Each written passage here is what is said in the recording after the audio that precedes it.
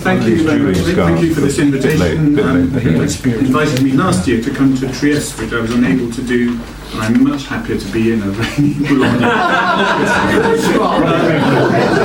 So I'm talking this morning about the circumstances of the painting of a portrait that I'm sure you all know very well, Leighton's celebrated portrait of Richard Burton. For those of you who don't know Leighton, this slide perhaps is a very short introductory way of you getting to know him. So he was born in 1830, an early self-portrait, sort of precocious in his talent, a second when he is at art school in Frankfurt, because Leighton essentially grew up on the continent where his father took his family to live, buying ultimately a house in Frankfurt where they settled.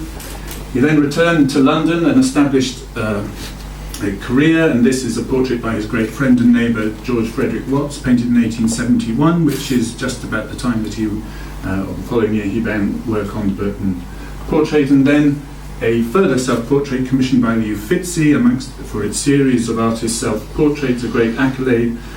This is Leighton once he has become the president of the Royal Academy, which was in 1878, so 2 years after the exhibition of the Burton portrait, wearing his medal there and set against the Parthenon frieze, and he'd really become the most eminent, famous, if you like, artist of this period. And part of that fame related to the house that he had created, which started on a relatively modest scale, but over the 30 years that he was living there was a sort of constant project of embellishment and extension, most notably, of course, with the construction of his Arrow Hall, so-called, built between 1877 and 1881. So, what was the kind of typical portrait work that Leighton was producing? So I thought to give a context for that. This is a slide showing the works that he exhibited at the Royal Academy in 1876, the same year that he showed his Burton portrait. So he showed 4 pictures in that year, slightly less than would have been conventional for him, but that was because one of them was an absolutely enormous undertaking, over 5 metres by almost 2.5 metres, and at the Lady Lever Art Gallery of the Daphnephoria festival held every 9th year in Thebes. And this had been a huge undertaking for him over the previous couple of years, and is representative of his work and representative of what was a sequence of these great processional paintings that punctuated his career. And then with it he showed these 2 sort of modest little pictures, but that shows you sort of the kind of work that he had been, his reputation was based on. And the immediate thing to point out, of course, is the absolute perfection of the finish of his pictures. The thing he was always known for was the sort of absence of any evidence of brushwork, of paint becoming very thinly applied across the surface of the picture. And of course, the picture we're about to look at marks a very distinct departure from that. So we heard earlier about Burton and Swinburne, and so Leighton's meeting with Burton happened in Vichy in 1869. Leighton was there with Adelaide Sartoris, who was by then a retired but had been extremely celebrated opera singer, was a member of the Kemble acting dynasty. She was at Vichy to lose weight, and the photograph perhaps. So it must have been an interesting group of people to have met as you strolled through Vichy. But they clearly had a great time, enjoyed each other's company to the extent that Swinburne, I think after Leighton's death in 1896, wrote a poem called An Evening at Vichy, which was sort of remembering this very happy period, as Isabel Burton described it. What they talked about in the evening, or clearly flagellation from what we've heard, must have been one of those things, although it's quite hard to think of Leighton. But what they perhaps did have in common, of course, is that Leighton's upbringing had been this sort of peripatetic experience across Europe. He didn't speak 29 languages, but he spoke 5 fluently, and people said of his French it was too perfect. And again, Italian dialects was something he was interested in, so they had that in common. And of course Leighton, the previous year, had been in Egypt, and the previous year to that, in 1867, had been in Turkey, and so was discovering and exploring those territories. So they certainly would have had those things in common, although others have written that this can only have been a kind of attraction of opposites in many ways. But one thing we do know they talked about, and that Burton, of course, is on his way to Damascus to take up his position as consul at this time, was Leighton's enthusiasm for collecting material from Damascus. Mm-hmm. And we know that because in the archive at Leighton House is a letter dated March 1871 to Leighton from Burton, where I love this thing when he says he's quite as willing to have a house pulled down for you as when at Vichy. So he has been clearly commissioned, or Leighton has expressed his great enthusiasm for collecting material, and Burton is responding, as you can see there, showing commitment and determination to assist him as far as he can. The thing, of course, though, is that this is in March, and it was in May that he was recalled to back home, following what had been a controversial period. So it's not clear, and I don't think, in fact, the intervening period allowed him to actually secure anything. So we don't know definitively whether any of the tiles at Leighton House date from, I mean, many of them come from Damascus, but we know that Leighton was subsequently himself in Damascus in 1873, as I'll show you, and also commissioned others. So somebody called Caspar Purdon Clark, who became the director of the South Kensington Museum, wrote after Leighton's death of how, when he was commissioned by South Kensington to go out and collect things, when Leighton knew he was going, approached him and said, "While you're there, I know where there are other tiles and other things I'd like to collect." So this was an ongoing process over a long period of time. But this established this connection with Burton that continued. So, 1871 he returns, and it's in the spring of 1872, and we know this as Isabel Burton gives the precise date of when this sittings began for this portrait. And it's unusual from the start in that it seems to have been Leighton who instigated this, and as we'll see, this portrait then became very distinct to really any other work he produced in how he valued it and what he did with it. I show this slide because there are no working drawings known that relate to the production of the portrait, but these give you an indication that for Leighton the production of a picture was an incredibly sort of disciplined and systematic process, that I think he was almost incapable, if you presented him with a blank canvas, of approaching it and simply painting a picture. It was all a process of making drawn studies. We have over 700 sheets of individual studies in the museum collection. There are many more elsewhere, and these would ultimately arrive at the finished painting. Leighton wasn't a prolific portrait painter. He had a sort of rather snooty idea that he wouldn't just paint your portrait because you had a lot of money and could pay him to do so. He felt he had to have some sort of connection or friendship or familiarity with his subject.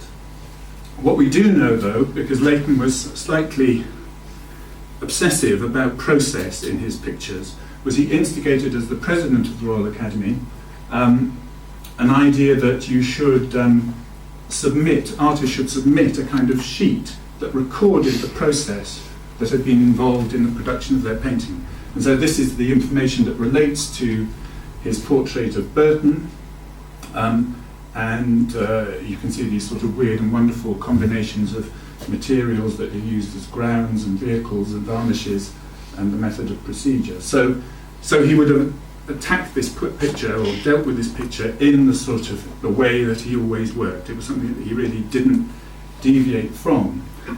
But what is also clear is that, perhaps predictably, Burton didn't let him have a sort of easy time of it. So there's this wonderful, it's written 40 years later, but it sort of says that Leighton had a very clear concept of how this portrait was going to appear and how it was going to work. And it says that Burton's will, this is one of the early biographies of Leighton, Burton's will was no less inflexible. So to put Leighton on his mettle, he kept on looking up from the position in which he had been placed, and by violent contortions of the face, jeopardised the idea Leighton had formulated. There is also, which is the title of the talk, the account given by, so we'll come to that, given by Isabel. So, before the portrait is actually painted, so that slide indicates the production of it in 1872, but it is not taken to completion at that point. It is taken a certain way towards completion, and it's actually then an interval until 1875 before it's worked on again. And in that intervening period is Leighton's trip to Damascus in 1873. And we know more about this trip than any of the others he made because the Reverend William Wright, who was a Presbyterian missionary antiquary, who I'm sure Burton connected with Leighton, wrote an account after Leighton's death of the visit Leighton made to Damascus and of how he, together with Leighton, went and sought out tiles and textiles and other material as Leighton was continuing this collecting.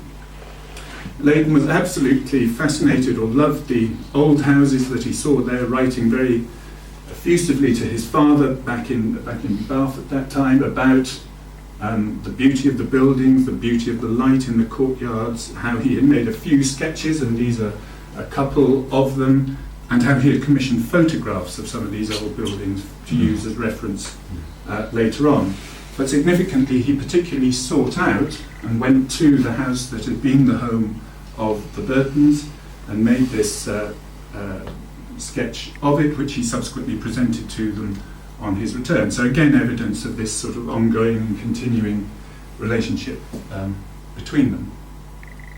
So then we come to the completion of the painting in this 1875 period, and William Wright in this account describes how when he, Wright, returned to London in 1875, he actually was at Leighton's studio while Burton was there on this second phase of work on the picture. And here we have Isabel's famous comment how Burton was concerned that he might be made, as it were, too ugly. And I'm just suggesting that this is in fact may well be the chair that he is actually sitting on. The crease in the leather, perhaps in the arm, suggests that it was. So the work was finished in early 1876 and then sent to the Royal Academy, where it was pretty much universally well received. And there is an absolute marked difference in the way Leighton painted this picture to any portrait he painted pretty much before or after. And that is in the very sort of dynamic application of paint. You can see the impasto built up in these areas, something that's so unlike those earlier pictures. The way that the scar is very prominently there. There's no attempt in any sense to disguise that. The dramatic lighting, the emphasis, and the whole picture being on that head, emerging from the dark surround. And so there was, and it was recognised by the critics at that time how different it was to a picture. Almost people were rather stunned that Leighton was sort of capable of painting a picture that was so much more immediate in the way it seemed to react and respond to the subject. And you perhaps get this sense of Burton jolting him out of his sort of method of working, and there's something in Burton's, perhaps too strong to say, disruptive personality has sort of played out in the way that the picture was realised. And you again just see here how far away, I mean, you could say this is a little boy and Burton is no longer a little boy, but this is so sort of typical of Leighton in the degree of finish that he was always striving for, and you can see how disrupted that is, how very different it is in sort of every way that the picture has been conceived and realised. But that wasn't the end of their connection. So of course when it was exhibited at the Royal Academy in the summer of 1876, Burton wasn't around, and we know from his second letter, when he's back in Trieste, that he had secured some further tiles on the trip that was written up as Sin Revisited, and in which it does actually refer to him saying that he had made a small collection of select fragments for his artistic friend. So clearly he still had the idea that this ongoing collecting that Leighton had embarked on was still something he could contribute to. Also, I think what's so interesting about this is him saying that he can explain to Leighton how the glazes of these tiles are different to those he already has in his collection from Syria, but he sort of basically says, I'm not going to because you're not interested. And it sort of again underlines the idea that Leighton's response to this material wasn't really a kind of scholarly one. There's no, I don't think he ever attempted any such thing as a catalogue of all of the tiles he collected. His only comment on the construction of the whole Arab Hall, in fact, was one that was overheard second-hand at a dinner party, where he said he had built it for the sake of something beautiful to look at once in a while. And that was it. Well, it may not have been it, but that's all we have access to now. As for the portrait itself, this is where it sort of begins to deviate or divert from what would have been his normal practice, which obviously would have been to sell it. So Leighton retains the picture, doesn't give it to Burton, doesn't sell it to anybody else, but retains it. So this is an illustration of his studio published in December 1876. So after the closure of the summer exhibition. It's possible this illustration itself was made earlier in the year, but it looks as though this is it now returned from the Royal Academy and displayed very prominently, sitting there on an easel in his studio to be admired. He then subsequently hangs it here on the staircase of his house, and it is exceptional for him to do this. The pictures that he had made and he had in the house were limited to the landscape sketches that he had made, of which there were about 200 displayed. He really didn't keep any of his work or display any of his work in the house. So doing this with this portrait marks out probably two things. One, his affinity with its subject, admiration of its subject, but clearly he recognised it himself as something exceptional in the work that he had produced. And hanging it on this staircase is very key, because in an artist's house, and certainly at Leighton House, the route from the ground floor up into the studio is a kind of ceremonial, theatrical moment that you are approaching up these stairs to enter this vast studio space where the artist would be ready to receive you. So if you're coming to have your portrait painted or to meet the artist or discuss a commission, this is sort of setting up that moment of accessing the studio. And so you pass the portrait of Leighton himself, and then a few steps, which was here, and a few steps further you pass the portrait of Burton. So I think it's very deliberately being put there so that callers and people who are visiting the studio don't miss it, that it has a prominence and significance. And also he didn't give up exhibiting it, so he continued to exhibit it through the 1880s, as far as 1893, when he sent it to exhibition in Chicago. So he again continued to see this as something, years after it had been produced, that he wanted to show and wanted to represent himself on the international stage. It was also engraved, and so the engraved versions could be sold commercially, and thanks to me, we have one of those engraved versions in the collection now. So it clearly had a resonance with Leighton. And then, of course, the other thing that comes out of this is the construction of the Arab Hall. So both with the tiles that collected on that second trip to Sin, it's not evident, and nobody's been able to identify where those tiles are within the house. So it's a bit of a puzzle that clearly they were sent, but they didn't make it. So it's possible that Leighton had them as individual objects that were just strewn around somewhere or were displayed within the house, and they were subsequently sold or have left. But so it's difficult to be conclusive, or to say conclusively, that Burton in fact was the source of any of the tiles that are actually present in the Arab Hall. Built has this extraordinary commission or undertaking between 1877 and 1881.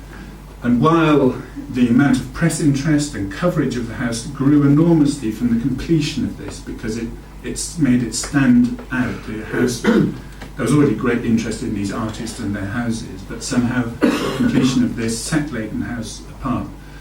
Although I'm unaware of any Burton commenting on it or visiting it or having any further involvement beyond this point. This isn't just an excuse to show a picture of me with Prince Charles, but it's what it does show is we did briefly have the picture back from the National Portrait Gallery, because that's where it now is.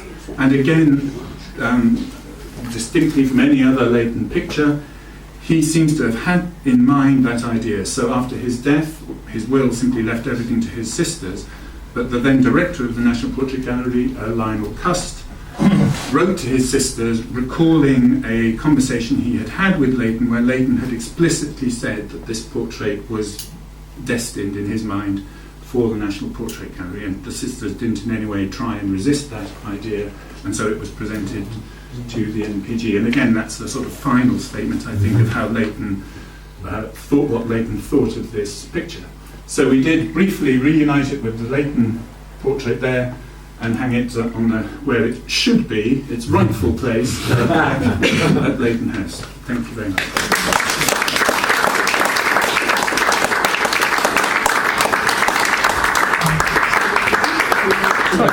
Well, if I could ask a little question. Very quickly, quick answer, otherwise we're not going to eat. Were there any preliminary drawings? And what happened to them? So I would assume that almost, well, I mean, there would have been. Yeah. Would have been, because Leighton would always have done that. Yeah. But none have yet surfaced. And no correspondence to say, dear Burton, here are the I mean, it's quite possible, or even probable, that he gave the studies to Burton. Yeah. But there's no evidence of that. Oh, right. Thank you.